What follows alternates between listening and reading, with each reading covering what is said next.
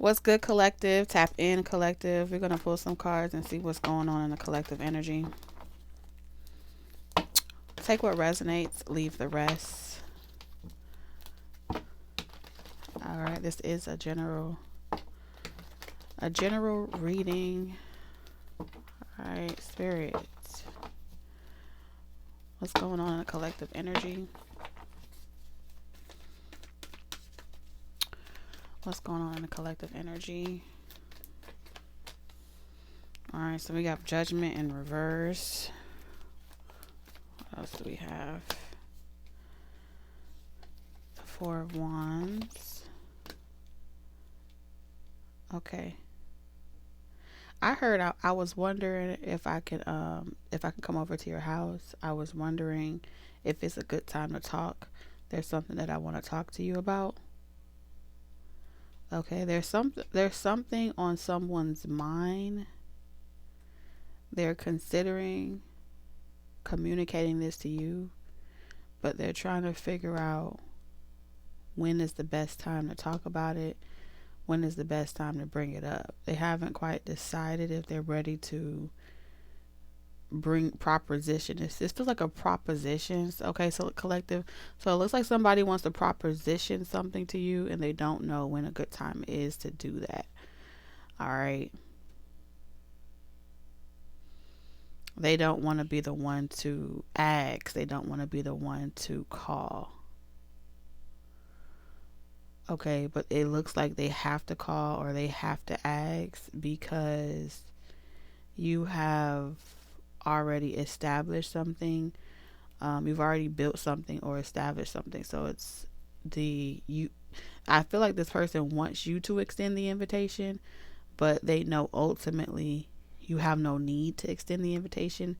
They actually need you to extend the invitation, and because you don't have to ask or you don't need it, this person ultimately has to be the one to come to you about it. Okay.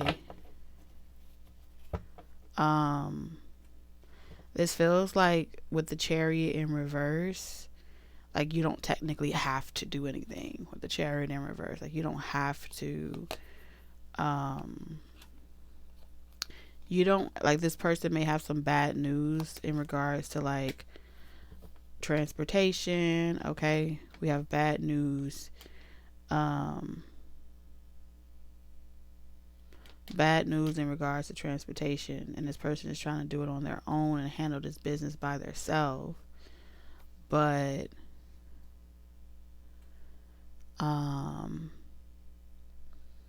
whatever the debt is, whatever they learned, this could be like a diagnostic here with the Page of Pentacles. Like there's some type of diagnostic around like a vehicle, and this person is on the verge of not being able to like pay for it or afford it. Okay. And so they're wondering like, okay, maybe if I let go of this property, if I let go of something here, I could go back to basics and then allocate my funds. Okay, because someone here with the Boss energy and the Chariot in reverse, this is like I could go without shelter. I could go without this. All the other stuff could fall down around me, but I can't go without my vehicle. I can't go without that. All right, but it looks like there's been some bad blood between you and this person in the past. So I feel like this person is waiting like as the last resort because this person is not thrilled. Okay, based off of the memories or the past that you guys have had, I do feel like this person likes their freedom. You know what I'm saying? And they aren't thrilled about having to do this. But you are one of the options, or you are one of the choices. They're just waiting to get more feedback or to find out something. They're waiting to find out if they're about to get like a CEO position or a boss position. So that could be a raise or a promotion. If they get some type of bad news, then they'll have to make a boss decision about it. Okay. So a lot of communication coming in. They just haven't made that call yet. Okay, collective. Someone here hasn't made the call yet or determined when's the best time to do it.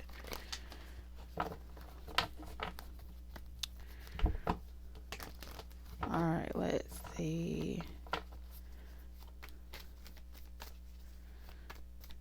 What's going on?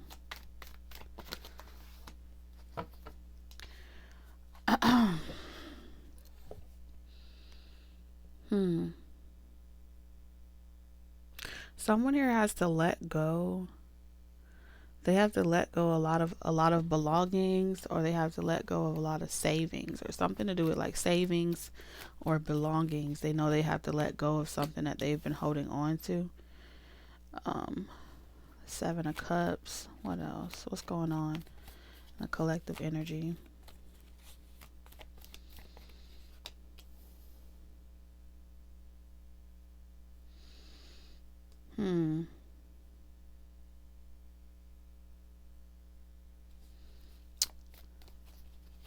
You are the last resort. That's what I'm hearing. You are the last resort, but nonetheless, you are a valuable option. It's just not someone's most favorable.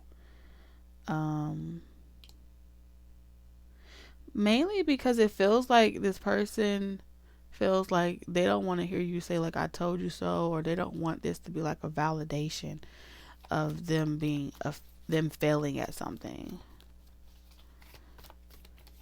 Because right now, it looks like someone is saying that you don't have nothing to really hold on to.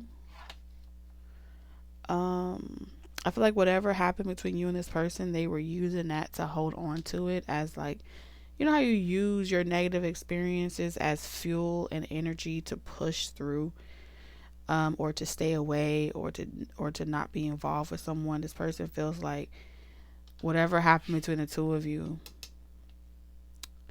whatever breakdown happened between the two of you, they were using as fuel or ammunition to stay on top of their game. And this feels like having to admit some type of defeat. You know what I'm saying? Like, I wish I didn't have to do this, but I have to let go of my pride. All right. Especially if you have ever said to this person, like, you'll be back, or it's never over between the both of us. This person feels like you're getting exactly what you wanted after letting this relationship go.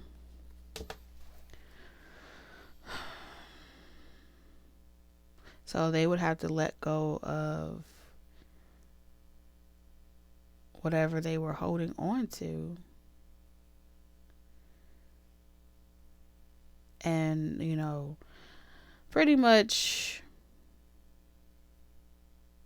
observe the options here with the 7 of Cups. This is, I'm going to try all my options and see which one bite.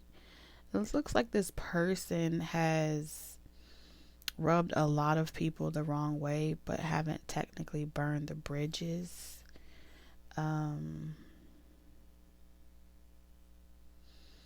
They said once upon a time, like, I don't need you. I could do this shit by myself. They treated you like you were expendable. Like, it's like, okay, well, since you got it all figured out, do it by yourself then. You don't need me no more. So this person is dreading having to admit that they can't do something by themselves, or that they need you, or they feel like that would kind of gas you up. Because I heard that song. He would still be here right now if y'all niggas didn't gas him up. Okay, so someone here gas somebody up. It's like, yeah, I'm not quite ready to admit defeat with the death card. All right, it ain't over yet. It ain't over till the fat lady sing. That's what I heard. Because someone said here it'd be a cold day in hell before I ever consider this option. Before I ever bring back. They're using that as fuel to keep themselves from talking to you again, communicating to you again, dealing with you again.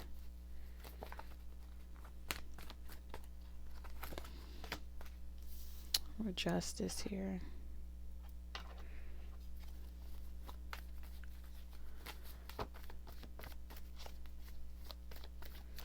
Justice in reverse.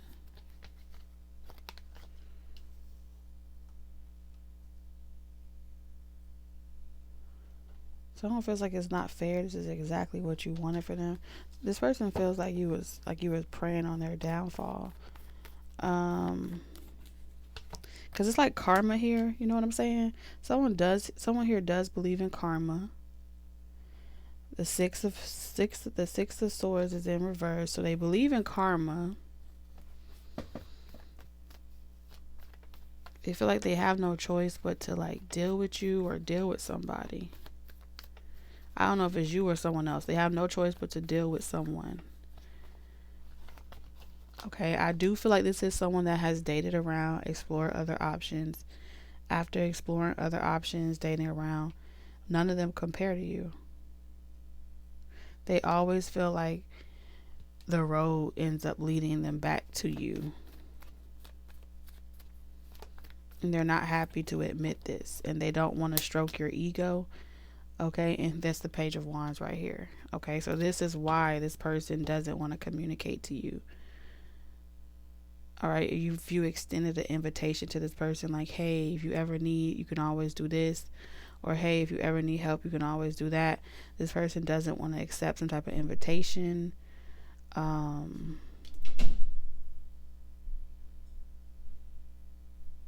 They're extremely prideful.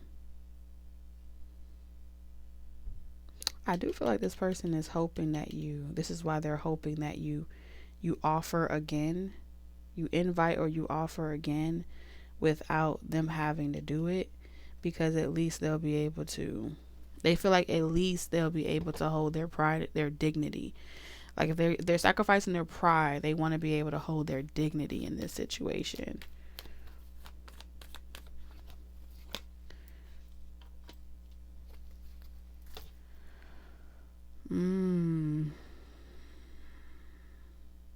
Someone here is on the verge of losing their job. They're looking for other options.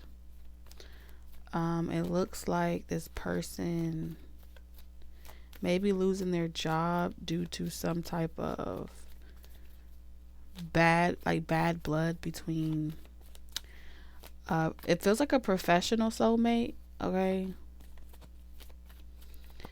You know how you have like a work bae relationship or work spouse relationship. And then when someone feels mad or feels upset,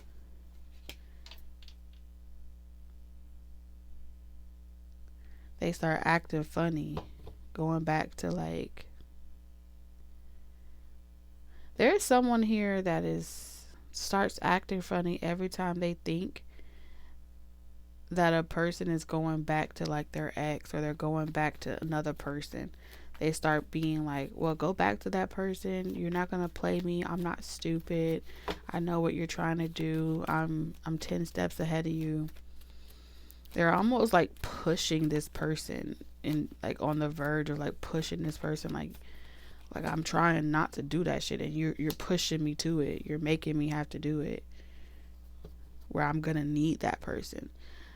So this person feels like there's a third party energy that is pushing them to you. Like, go reconcile, go make peace. I know you, like, this is what you want anyway. And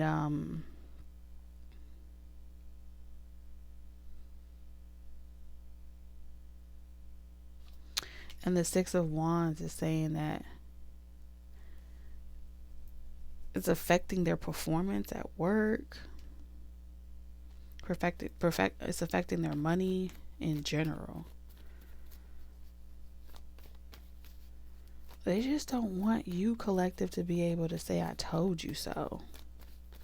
There's a strong message about that. Like, I don't want collective being able to, I told you so. So it's like they want to make peace without explaining any of this stuff. They don't want to have to explain what they've lost. When they come back, they don't want to have to explain to you what all they lost and what all they experienced being out there in them streets. They don't. Okay, they're looking for like peace. and rest. Okay, this person wants like some peace or rest, but they want to put something to rest with you for sure. So that's what I have for you today, collective. I'll see you guys in the next one.